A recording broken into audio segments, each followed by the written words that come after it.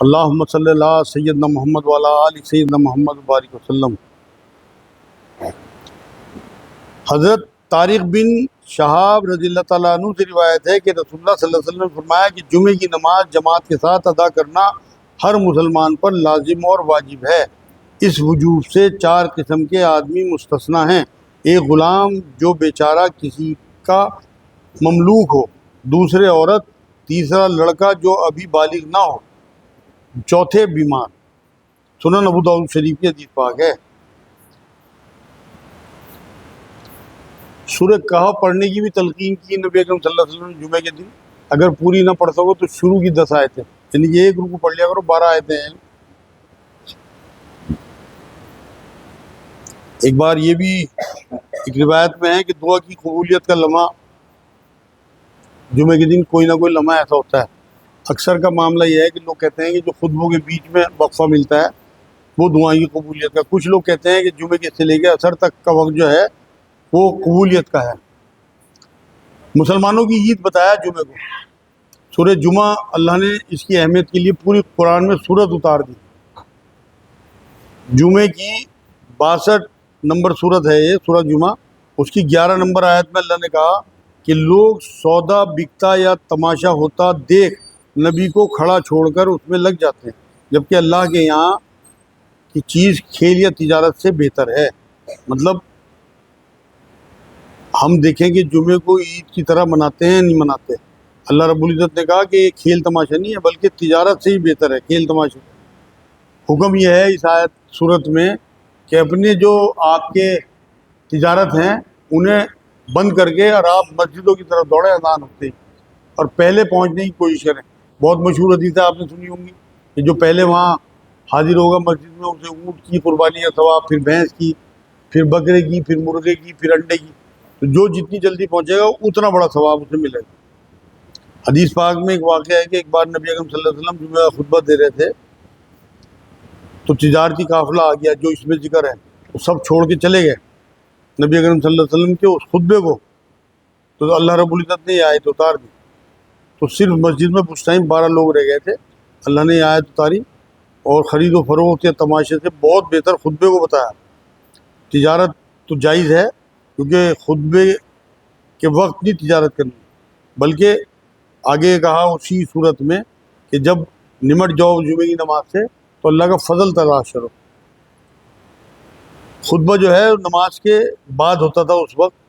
جمعے کی نماز کی اصل جو ہے وہ چیز خطبہ ہی ہے کہ آپ کو ظہر کے 2 فرض اللہ رب العزت نے کم کر کے اس کے بدلے میں خطبہ دیا، اور اسی کو چھوڑ کے چلے جانے پہ یہ آیت آئی تھی۔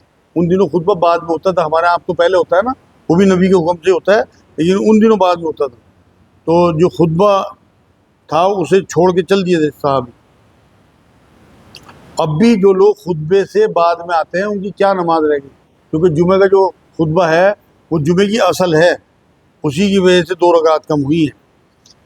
حضرت سلمان فارسی رضی اللہ تعالیٰ عنہ سے روایت ہے کہ رسول اللہ صلی اللہ علیہ وسلم نے ارشاد فرمایا کہ جو آدمی جمعے کے دن غسل کرے اور حتی الامکان صفائی و پاکیزگی کا اہتمام کرے اور جو تیل خوشبو اس کے گھر میں موجود ہو اسے لگائے، پھر وہ گھر سے نماز کے لیے جائے اور مسجد میں پہنچ کر اس کی احتیاط کرے کہ جو 2 آدمی پہلے سے ساتھ بیٹھے ہوں ان کے بیچ میں نہ بیٹھے، پھر جو نماز یعنی سنن و نفل کی جتنی رکعتیں اس کے لیے مقدر ہوں وہ پڑھے، پھر جب امام خطبہ دے تو توجہ سے اور خاموشی کے ساتھ سنیں، تو اللہ تعالیٰ کی طرف سے اس جمعے اور دوسرے جمعے کے درمیان اس کی ساری خطائیں ضرور معاف کر دی جائیں گی۔ اتنا اجر ہے، صحیح بخاری کی حدیث پاک ہے۔ اذان کی آواز یعنی بلاوا آتے ہی کام چھوڑ کے جمعے کی تیاری کر کے اور اول وقت میں پہنچے تاکہ پورے ہفتے کی جو غفلت ہے وہ دور ہو جائے۔ اللہ کے احکام سن کے، اس ٹائم تو حالات حاضرہ میں خطبہ ہوتا تھا نا، آج تو عربی میں خطبہ ہوتا ہے، آپ لوگوں کی سمجھ میں نہیں آتا، جبکہ خطبے کا مطلب ہی خطاب ہے۔ تو اس ٹائم جو ہے وہ جس طرح کے حالات ہوتے تھے اس وقت ان پہ خطبہ دیا جاتا تھا۔ تو حدیث میں بھی نبی اکرم صلی اللہ علیہ وسلم نے یہ بات فرمائی کہ تمام دنوں میں مبارک اور بہتر دن جمعے کا ہے، اور جلدی کرنے اور دوڑنے کا حکم ہے ان آیتوں میں جو سورہ جمعے کی آیتیں ہیں کہ جلدی کرو۔ مطلب یہی ہے کہ لگنا چاہیے کہ آپ جمعے کی تیاری میں ہیں اور تیار ہونے کا، خطبے کے دن وہاں پہنچنے کا جلدی سے جلدی، جس سے کہ خطبہ سنیں آپ لوگ۔ سورہ جمعہ جو میں بتا رہا ہوں 9 نمبر آیت میں اللہ نے یہ کہا کہ مومنوں جمعے کے دن نماز کے لیے اذان ہو جائے تو جلدی کرو، خرید و فروخت چھوڑ دو، یہی تمہارے حق میں بہتر ہے۔ خرید و فروخت چھوڑنے کا حکم ہے۔ آج تو مسلمان عورتیں جمعے کے ٹائم بازاروں میں دکھتی ہیں برقعوں میں، آپ یہ دیکھیں کہ ناجائز ہے بالکل اس ٹائم خرید و فروخت کرنا۔ آپ اپنی دکانیں بند کر دیا کریں۔ میرے اپنے ساتھ واقعہ، جب میں دکان میں بیٹھتا تھا تو میں بتا رہا آپ کو سن 2000 کی بات، ایک گاہک آیا پہاڑوں کا مال لینے، سامان لینے، تو وہ اس نے بتایا کہ مجھے 10-12 ہزار کا مال لینا۔ جمعے کا ٹائم ہو گیا، میں تھا اس ٹائم کی سخت اس معاملے میں، کیونکہ میں نے قرآن پڑھنا شروع کر دیا تھا، اور میں نے ان کا یہودیوں کا ایک واقعہ پڑھ لیا تھا کہ اللہ نے سنیچر کے دن انہیں مچھلی پکڑنے سے منع کیا تھا، اور نہیں ماننے تو انہیں بندر بنا دیا تھا۔ تو مجھے جب سے میں نے اپنے بھائیوں کو بھی تاکید کر دی تھی ہم نے کوئی سیل نہیں کرنا، میں نے اسے کہہ دیا، میں نے بھائی سامنے ایک غیر مسلم کی دکان ہے، آپ وہاں سے لے لیں، ہم تو دکان بند کر چکے ہیں اور ہم آدھے گھنٹے کے بعد کھولیں گے، 1:15 بجے کے قریب ہماری دکان کھلے گی۔ جامع مسجد میں 1 بجے جمعہ ہوتا ہے، میں نے 1:15 بجے 1 بجے کے قریب، ہم تو 1:20 کے قریب آئیں گے۔ تو وہ کہنے لگا جی آپ مجھے اسٹول دے دو، دکان تو ہم نے بند کر دی۔ تو وہ باہر اسٹول پہ بیٹھا اور وہ ہم سے ہی مال لے کے گیا۔ یہ آج کے 10-12 ہزار نہیں ہے میرے بھائی، یہ 25 سال پہلے 10-12 ہزار ہیں، آج کے لاکھ بنے گے۔ لیکن جب ہم نے اللہ کے لیے دکان بند کری تو وہ ہمارے انتظار میں بیٹھا، غیر مسلم سے سودا نہیں لیا، انہوں نے خود بھی غیر مسلم تھا۔ تو اللہ نے قرآن میں سورہ حج میں یہ بات کہی کہ جو لوگ اللہ پہ توکل کرتے ہیں اللہ پاک انہیں بے گمان راستوں سے روزی دیتا ہے۔